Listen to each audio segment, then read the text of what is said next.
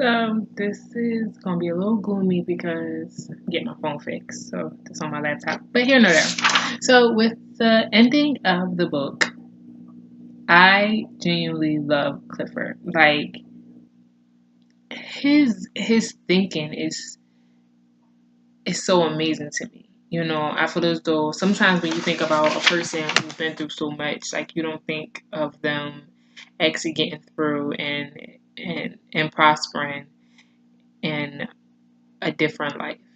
And Clifford totally shocked me above all.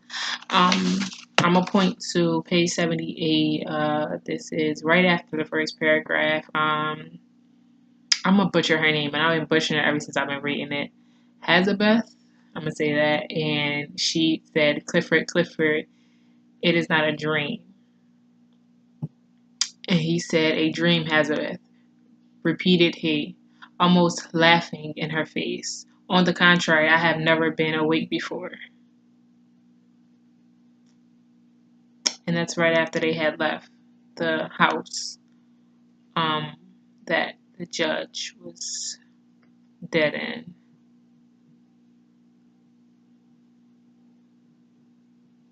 To me, it was like, okay, where I get her point of guilt, but I praise his point of, to me, it seems like deliverance. It seems like he was suffering for a long time, and now he's not. And I kind of don't understand why she doesn't agree with his thought process. But however, on page 80, I love this passage. It said, "A man will commit almost any wrong. He will heap up an immense pile of wickedness, as hard as granite, and which he will weigh as heavily upon his soul for eternal ages, only to build a great, gloomy, dark-chambered mansion for himself to die in, and for his posterity to be miserable in. He lays his own dead corpse beneath the underpinning, as one may say, and hangs his frowning picture on the wall, and after thus converting himself into an evil destiny, expects his remotest great grandchildren to be happy there. I will not speak wildly. I have such a house in my mind's eye." That was on the second paragraph. Um, it began in, "Yes, my dear sir." That this is why I like that. I like it because of the of how real it is. When I think of anything and everything that a person does, every action has a reaction, but it also has a consequence. And a lot of times people don't look and think about the consequences that's going to come to the actions that they have caused. So the actions that the judge had caused led to his death. And these actions was against Clifford. And it's like, why should Clifford feel bad because how the judge died? Like, why should he feel bad because they left him in the house? Like, why should he? Like, you left him in jail. Like, you left him in a prison for years and years. And not once was there any type of remorse that you had him in a prison for a crime that he did not commit. So to me, it was like, okay, yeah, I understand why Clifford is like, look, it is what it is at this point. Um, and I totally agree with him. Like, you shouldn't. The thing that weighted him down the most is gone. So why should he reflect on something that crazy?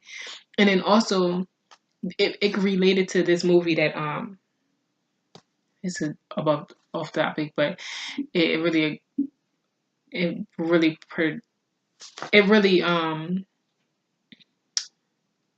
connects to this. Ugh, can't get my words right. It's this movie that's called the striped shirt or something like that. Basically, uh it's about Jews and Nazis and like the concentration camps and the gas chambers and stuff like that. And it's a movie that I got my kids to watch. And one thing in that movie that stuck out to me was the ending, just like this book. And the difference in that ending was that an innocent child had to die. And an innocent child had to die because he was trying to help his friend, who was a Jew, who was in a concentration camp. And the child was a son of a guy that was running the camp. He didn't know what the little boy didn't know what the camp was. He didn't know how dangerous it was. He didn't understand the fact that Jews was being treated different because in all actuality, his parents and his people was lying to them. Like they was lying to the whole world about what was actually happening to Jews and what they was actually doing. So he went to that camp to try to help this little boy find his father. The little boy did not know that his father was already killed in the gas chamber or the burning chamber or whatever that crap was at the end of the movie.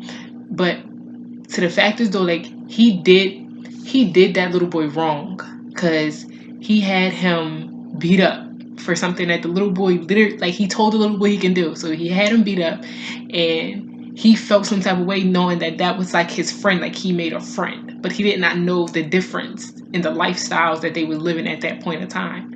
And for you to be like, okay, I can help you find your dad. Let me help you find your dad. Let me come over there. Let me sneak into camp. They dug a hole and everything like that. And to know that at that moment, everything changed. Because you went from little boy that was about to move, that was about to leave and move far away and never see this little boy again to a little boy that died in that chamber with your friend. And I feel as though it's because of the mistakes that your father has made. So to me, it's like, even if the mistake don't hit the person exactly, it's going to hit somebody around them. It's like a ricochet. It's like a bullet that ricochets. So I don't know. I just like that to me, like after reading the end of this book, I have watched that movie and it like just gave me a life. Like, wow, like anything and everything that you do, whether it's negative or positive, will come back. And to me, if you do something bad to somebody and then something bad happens to you, then of course that person, like, I'm not gonna say the person's gonna be happy, but of course it's gonna, lead a certain way. But I really agree with Clifford. I really do. I agree with how he ended the thing. I agreed how Clifford is my favorite character, and that's why I spent this whole video talking about Clifford because he literally is my favorite character in this whole book. And maybe because I can kind of understand, his struggle and what he had to go through to get to where he was, to know that he had to suffer for a long time, and to know that nobody kind of understood him. So